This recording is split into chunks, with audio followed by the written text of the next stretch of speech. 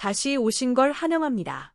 그리고 장담하는데 이번 영상은 절대 놓치고 싶지 않으실 거예요. 화성종합체육관에서 열린 경기였습니다. 이번 시즌 한국도로공사는 탄탄한 전력을 앞세운 명실상부한 리그 1위 팀이었죠. IBK기업은행은 그동안 한국도로공사만 만나면 고전하며 모든 맞대결에서 패배를 기록해왔습니다. 하지만 오늘은 달랐습니다. 누구도 예상하지 못한 결과 IBK기업은행이 리그 최강자 한국도로공사를 상대로 세트스코어 3대0 완승을 거뒀습니다. 단순한 1승이 아니었습니다. 2024년 12월 27일 이후 무려 399일 만에 거둔 값진 승리였고 길고 답답했던 상대전 연패의 고리를 끊어낸 의미 있는 순간이었습니다.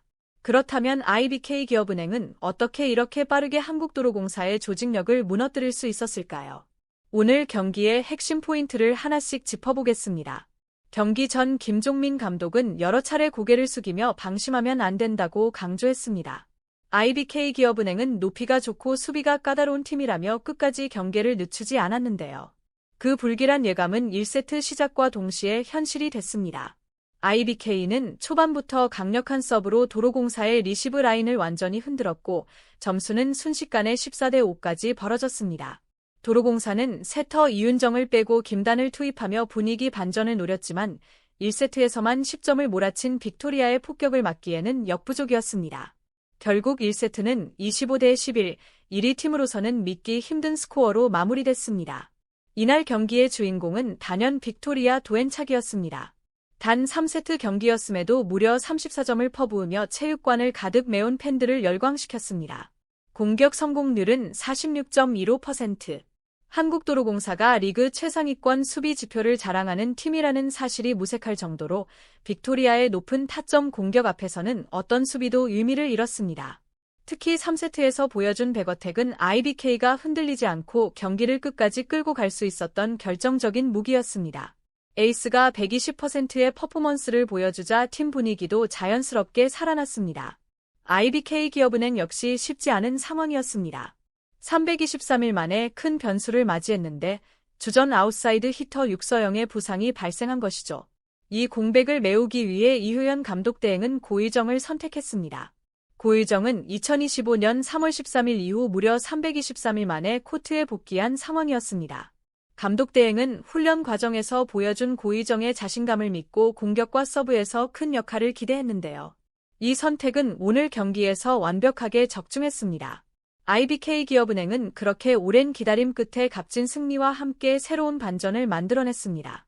고의정은 그동안 리시브에서 불안하다는 평가를 받아왔습니다. 하지만 이날만큼은 달랐습니다. 우려를 투지로 이겨내며 세터 김하경에게 안정적인 볼 배급을 연결해줬습니다.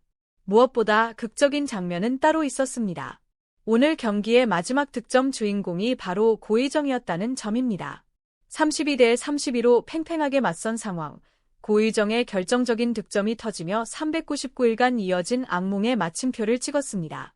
오늘 IBK의 완승 뒤에는 코트의 사령관 김하경의 부활과 킹켈라의 각성도 있었습니다. 오랜만에 긴 세트를 책임진 김하경은 노련한 볼 배분으로 빅토리아와 킹켈라의 공격력을 극대화했습니다. 토스뿐만 아니라 12대12로 팽팽했던 순간 직접 블로킹에 가담하며 흐름을 가져온 장면은 이날 경기의 백미 중 하나였습니다. 기복이 있었던 킹켈라도 서브 에이스를 포함해 13점을 올리며 상대 블로커들을 분산시켰습니다. 외국인 선수 2명이 동시에 살아나고 세터의 경기 운영까지 안정을 찾자 한국도로공사는 뚜렷한 대응책을 찾지 못한 채 흔들릴 수밖에 없었습니다.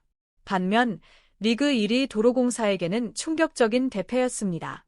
리시브 효율은 20%대로 급락했고 팀다운 조직력을 전혀 보여주지 못했습니다.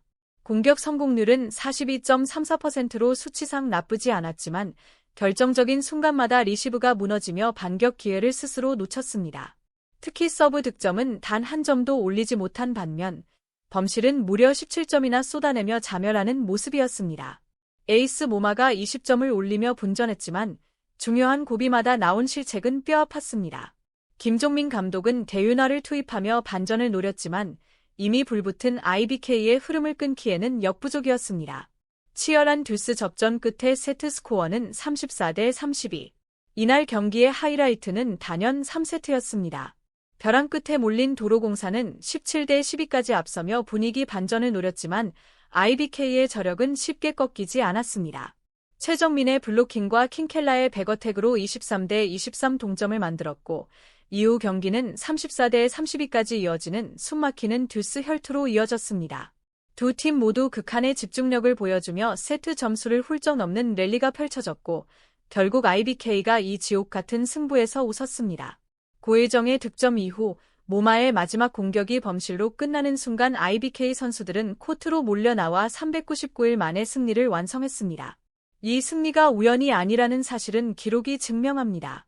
IBK는 블로킹에서 8대 6, 서브에서 5대 0으로 도로공사를 압도했고 범실 관리에서도 12대 17로 확실한 집중력 차이를 보여줬습니다. 5라운드가 플레이오프 진출의 분수령이라고 강조했던 여효연 감독 대행의 말이 숫자로 입증된 셈입니다. 중앙에서는 최정민과 이주아가 각각 7점씩을 올리며 탄탄하게 버텼고 리베로 임명옥을 중심으로 한 촘촘한 수비도 빛났습니다. 공수의 균형이 맞아떨어지며 리그 1위 팀을 잡아낼 수 있는 기반이 마련된 경기였습니다. 이번 승리로 IBK 기업은행은 승점 39점을 기록하며 3위 현대건설과의 격차를 3점 차로 좁혔습니다. 5라운드 첫 경기에서 천적을 꺾으며 얻은 자신감은 앞으로의 순위 싸움에 엄청난 힘이 될 전망입니다. 반면 한국도로공사는 이번 패배로 2위 흥국생명과의 격차를 벌릴 기회를 놓치며 선두 경쟁의 긴장감이 한층 더 커졌습니다.